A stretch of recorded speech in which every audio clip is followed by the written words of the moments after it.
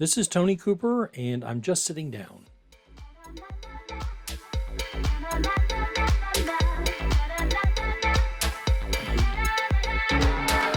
Here we go. All right. So, despite the title and its ominousness, is that a word? Ominousness. Despite how ominous it looks, this is, I think it's a culmination of about 3 or 4 weeks worth of reading, hearing, understanding, watching different responses to outcomes from the recent presidential election. Now, mind you, I'm not talking about the election itself. You know, what happened happened, and there's no changing that.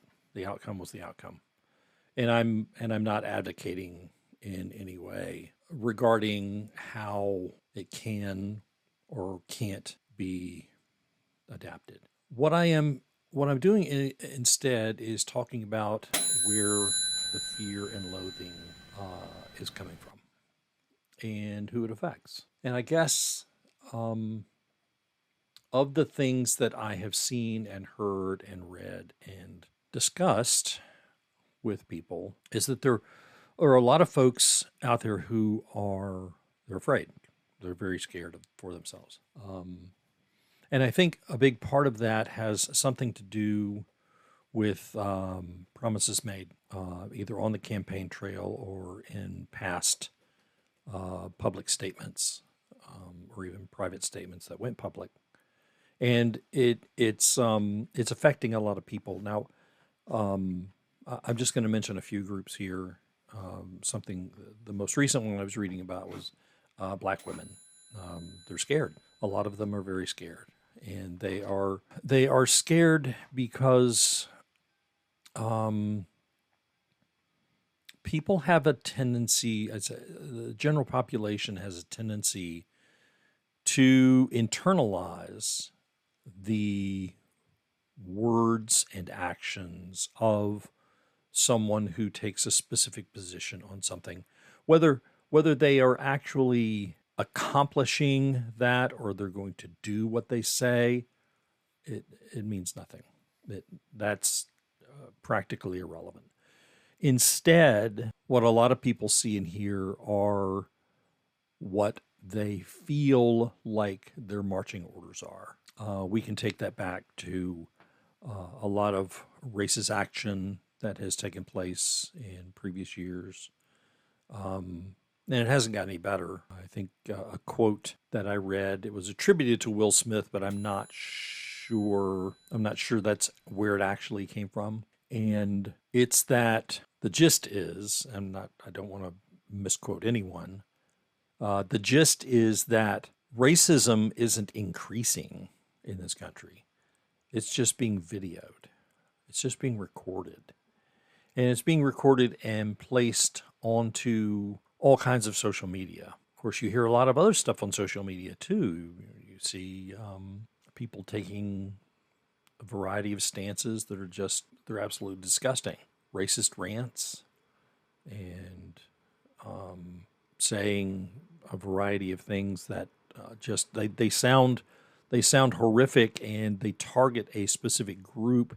And there are people out there who take it to heart and make it their mission to do whatever it is that they feel is part of what they should be doing as a result of this mandate, if you want to call it that, this action or actionable approach based on the person or people that they idolize. There are a lot of families that are being marginalized, a lot of families, especially in lower middle class homes. They feel like there's a strong possibility they will lose their jobs. They will lose their ability to either save money or buy a house if that's what they're looking to do, to plan a family. There's a lot of speculation about family planning and family management coming from wherever. Okay, so, and I think one of the reasons why I spoke of black women first, has everything to do with how women in general have been so completely marginalized by specific candidates in specific positions that they're scared. They were already scared because they're black. They're even more scared because they're women, and a lot of the people who have taken positions or stances related to anything having to do with women, reproductive health, and generally just taking care of themselves and their family, they feel like they have been just all of that, all of the energy that was moving toward becoming, if you will, more able to have their own opinions and input and what have you. And now a lot of those people feel like they have to shrink back into wherever it was that they've been hiding for years, and were able to come out at some point and say, you know, we have the power. We have some power, not the power, but some power. Any power that they were given has the potential to be stripped away. And that's something that they're afraid of. Another one is government workers. Government workers keep hearing that their jobs are going to be taken away, that they're going to be scaled back, they're going to be moved to a different part of the country, and they feel like, you know, they also have lost control. They've lost control of any of what they have relied on probably for their entire careers. Maybe they started when they were, you know, 23, 24, and they're in their 50s now, and you know, that's a lot of work. That's a lot of lifetime work, and their concerns are completely valid, because, you know, how would you like to be 30 years in a job and you've gotten so used to your job, and you're, you know, getting close to that retirement age, then somebody says, hey, we're going to move your job and your whole office to another location that's 1,500 miles away. And you are, you know, a couple of years away from retiring, or whatever. You know, whatever you had in mind has been made tentative. That's not what people aspire to. That's not what they strive to do. They don't strive to say, hey, let me get 30 years into my career, and then I think I'll move 1,500 miles away to finish out those last couple of years. And that's loathing. That's, and yes, I understand a lot of it is speculation, but some people who are more vocal in the upcoming administration have made it difficult not to believe it. So bear that in mind. Gay and trans individuals. You know, I'm not either gay or trans, but I am an ally, and it hurts my heart to see so many people get to the point, I think, where they feel like they can no longer trust their own community or the people around them, regardless of where they live. You know, you don't have to live, you know, somewhere where the majority of people, you know, are liberal, or the majority of people are conservative. That's not important. What is important to a lot of these people is that they're being scrutinized. The gay community won the ability to get married, and thousands did. There's a lot of you know, unsettled things in the gay and trans community, and trans individuals are not new. This is not some new fad or something. This is something that has been going on for centuries, and it has become more visible. It has become more visible when the fight for gay equality came along. Gay people want what you and I want. You know, I'm straight, I'm white, I'm male, and nobody bothers me. Nobody threatens me. Nobody ever marginalizes me. Nobody ever says that I can't be first in line. I'm a white guy. I'm a straight white guy. And that seems to be the objective from just what I have seen visually in the last month, a few weeks, and for a while, I mean, several years as well. I mean, this is a brand new information, but a lot of people are sitting back going, I've been trans. I've been down that trans rabbit hole, and it's not pretty down there. And no, it's not pretty to begin with because you are essentially taking over.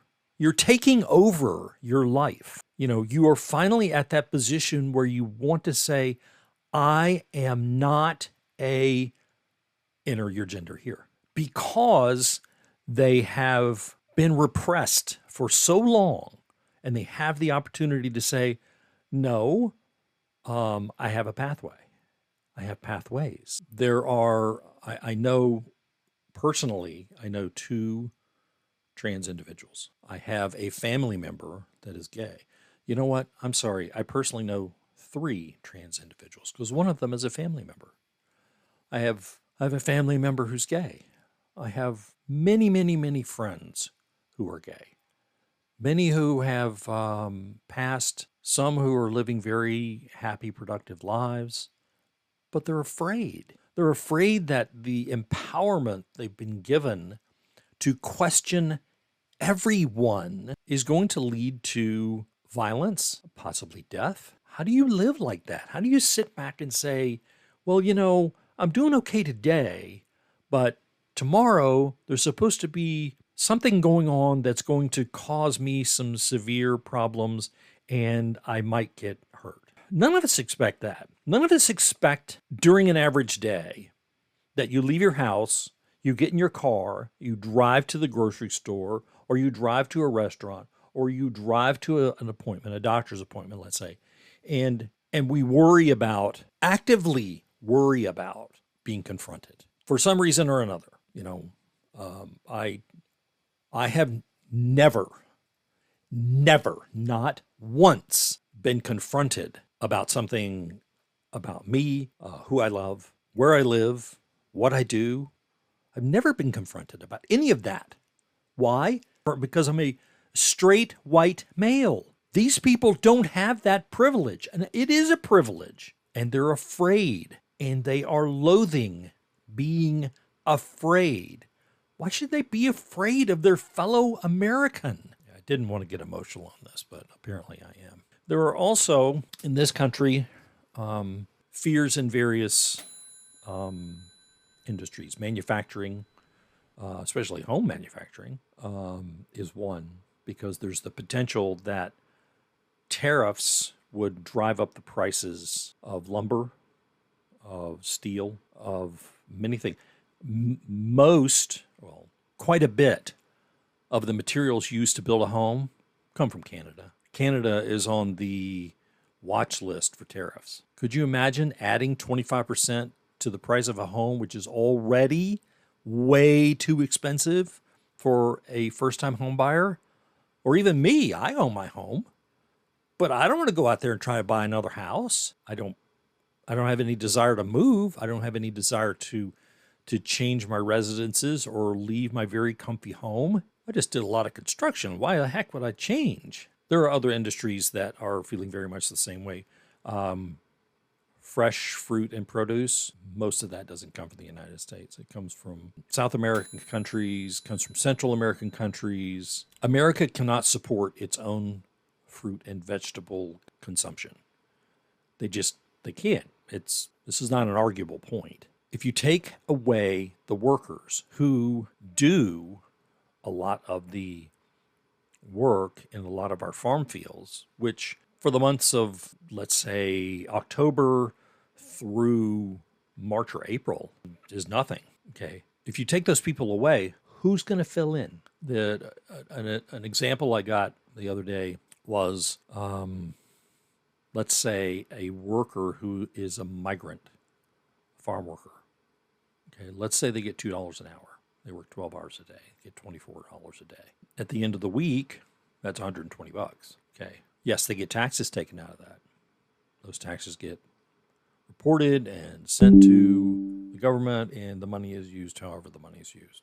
Whatever. They don't get any benefits for that. They don't get welfare. They don't get assistance of any kind, unless it's within their own community. So my question to you with respect to that is, are you willing to work for $120 a week? The other part of that is, out of that $120, of course, comes the inescapable taxes, but also they send as much of that money home back to the people, their family, which is almost sure to be back in their home country. And they get together with a bunch of other people who are from, the same migrant group and say, hey, let's go rent a house or rent an apartment.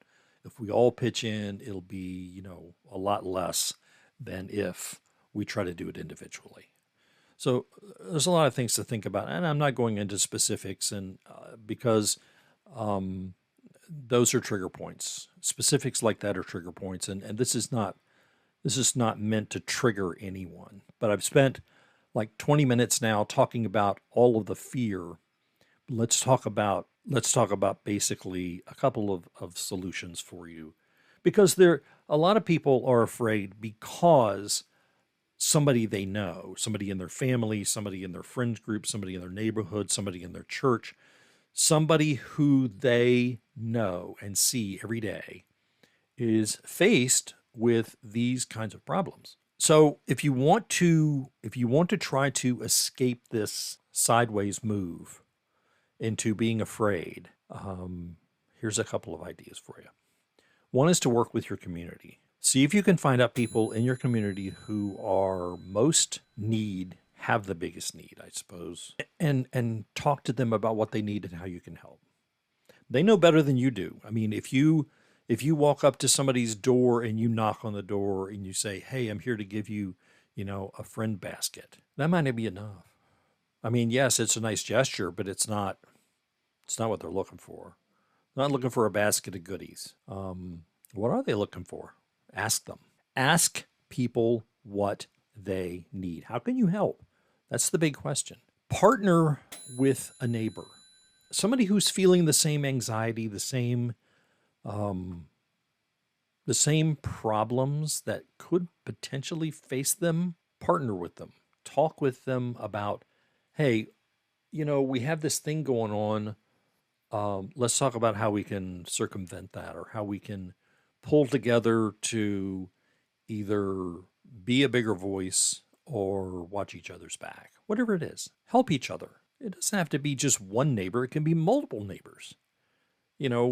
Maybe the neighbor that you want to talk with has already talked with two other neighbors, and now you've got a group going, and a group going is a lot more centrally present than an individual, or even a couple of individuals. Focus your energy on your family. All of everybody in your family has things they want to do, places they want to go, things they want to accomplish. They have their things for fun. They have their things for work. They have their things with their friends. They have their things for their school. Whatever it might be, focus your energy on that. Focus your energy on taking care of your family, your friends, the people that mean the most to you, because that is going to distract you enough from your fear and loathing that maybe you can make a positive impact by demonstrating that your family is always first to you, and your neighbors and your friends, people all of that. And talk with your friends and coworkers.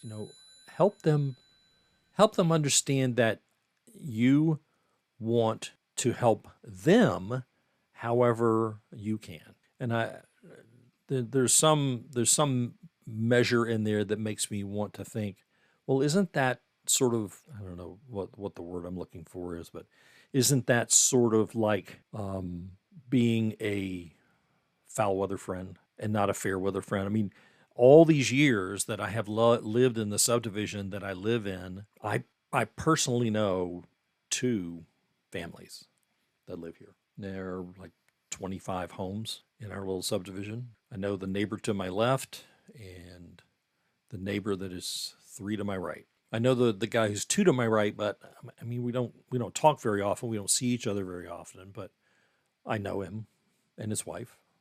I don't even know if they have kids. I have no idea. Next door neighbor, one to the right, lost her husband last year, I think. And it was at home, and how do you, if you don't know someone, how do you go over and knock on the door and say, hey, how can I help? Because they're going to go, who the hell are you? What do you want? They're already upset because they lost a spouse, but now you're going over and sticking your nose in their business and say, hey, how can I help? That's just my, I'm not that guy that goes over and knocks on everybody's door who has been through a traumatic instance and tried to help in some way. I will try to help people that I can, that I know, but sometimes you just don't know. You just don't know who's going through what. It's the old adage of if you can't say nothing, if you can't say something nice, don't say anything at all, and just be kind. Just be kind. If you can't just be kind, go sit down because you're not helping anyone. And maybe you don't want to. Maybe you don't want to help anyone. If you don't want to help someone, I appreciate that. I do. I appreciate that you don't want to help. If you don't want to help because you're afraid that it'll get you in trouble, you're a coward. I'm not cutting that part out. If you don't want to help people because you don't know them, I kind of get that. But maybe ask around. Maybe something like, hey, I saw that person A over there, and I don't use names if I can avoid it because I don't want to seem like I'm singling anyone out. So if person A over there is having an issue and you don't know them very well, person B might know them. So ask person B what they need or how you can help, maybe even an introduction, and see what you can do to help out person A. That's just one approach. People are afraid. A lot of people are afraid. I won't go into any details or speculation on things that I know either are not true or are not going to happen because that's not how it works for a lot of people. If you are in a marginalized group, if you are not a straight white male, then you already have that privilege. Whether you admit it or not, it's there. And there's nothing that you can do about it. And a lot of the people who want relief, they probably would rather hear from someone who is going to be able to provide them with some kind of stability, with some kind of organizational moxie, with some kind of moment that says, I'm here to help. What can I do? Don't tell them what you're going to do. Ask what you can do. Any of that is going to help, even just a little bit, help people who need help. Ask them what they need. Don't impose yourself on them. Let's be kind to each other. It's hard enough getting through the concerns that a lot of people have.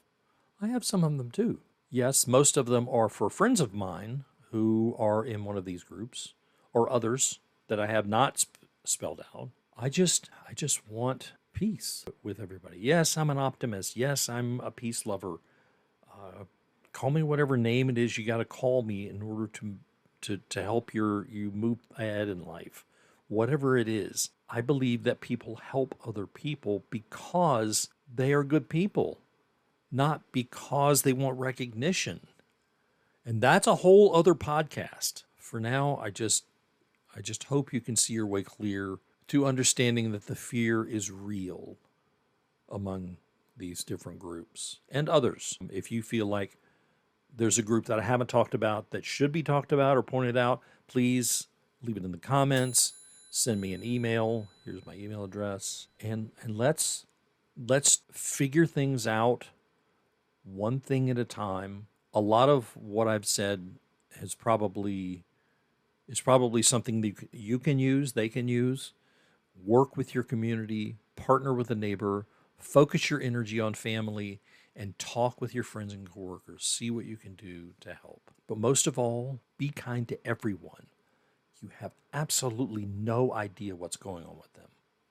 None. Until next time, I bid you peace, and please be safe out there.